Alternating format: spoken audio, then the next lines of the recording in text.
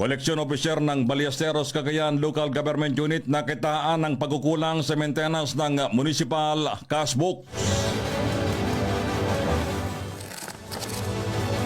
Napansin ng Commission on Audit na nagkukulang sa aspeto ng maintenance ng municipal cash books ang mga collection officers ng Ballesteros Local Government Unit.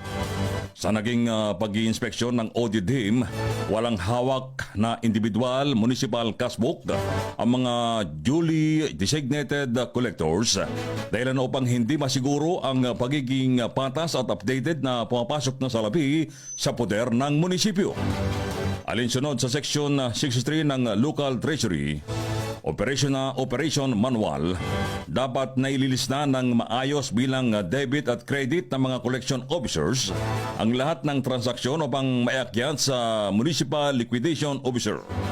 Inirekomenda ng COA na maglaan ng small procurement vouchers ang munisipyo upang maubigyan ng individual cash book sa mga collection officers upang maging mas patas at malinaw ang pagpresenta ng mga pumapasok na transaksyon sa munisipyo.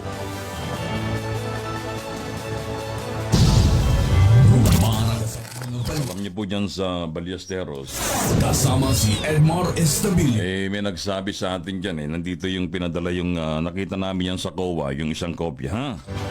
Nabasa ko po yung isang dokumento na galing mong COA. Abay, yung tinatawag na development fund na maliit lamang po, 20%, pero hindi po na-implement ng mayor po dyan sa Ballesteros, Cagayan. Ang epelyedo po ng mayor sa kapatiran po ng buong mundo,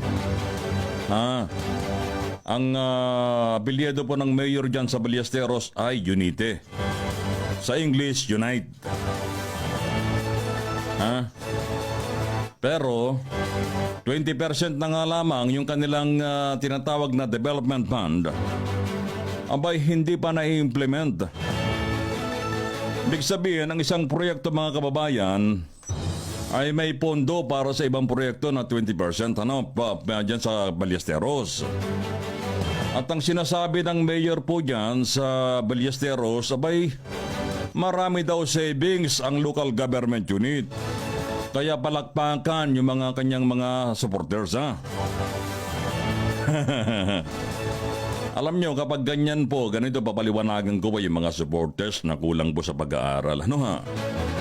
Kapag may pondo po ang binibigay ng National 20% Development Fund, ang tawag po dyan, para po yan sa mga proyekto na mga pangunahing proyekto na pangangailangan po ng inyong bayan.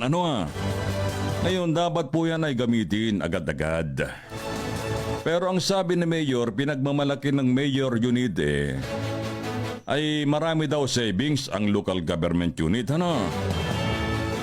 Ang hindi nyo po alam mga kababayan, ang isang local executive, kung tawagin sa madaling Yorme sa ikaw ay Manileño, pag maraming savings, ibig sabihin po niyan, tamad po ang mayor po ninyo, tamad.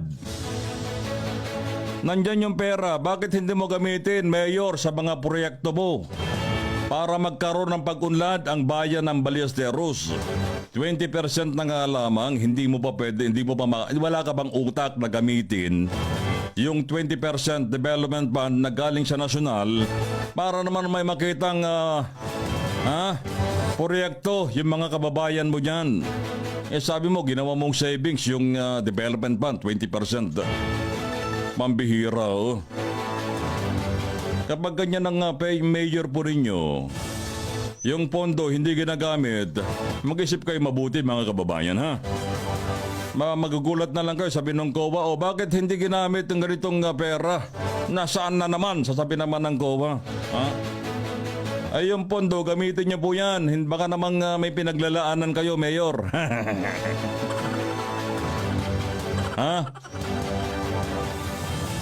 Ganon po yan. Kapag na may pondo na galing sa national, 20%, diba? Kasi maliit lang po yung gamitin niyo po agad-agad yan. Huwag niyong gawing savings. Hindi para po dyan niya. Ibig sabihin, gamitin niyo agad-agad, sabi ng gobyerno, sabi sa libro sa pamamahala. Mayor, baka hindi nyo po alam, huwag nyo ipagmalaki sa mga tauhan ninyo dyan o sa mga supporters ninyo na marami tayong savings. Hindi tama yan. Dapat bawat hawak nyong pera, ginagamit nyo po yan sa mga proyekto po rin nyo, Mayor. Baka hindi nyo alam. Siyempre, tuwan-tuwa yung mga kababayan po ninyo na sumusuporta sa inyo. Pero hindi nyo po alam, ang hindi nila alam ay mali. Ang inyong mga sinabsabi sa Ilocano, ha?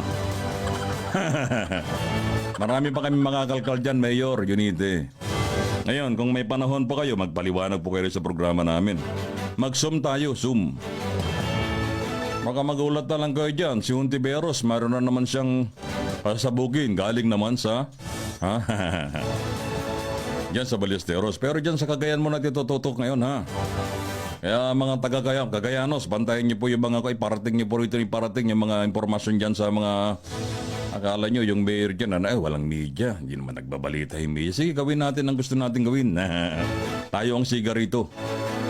Pag ganyan ng mayor po ninyo, yung development fund, yung mga pondo, hindi ginagamit, walang proyekto, tamad yan tawag dyan. Ha? Tamad ang mayor ninyo, ha? Ganun lang po kadaling kaintindihin yan.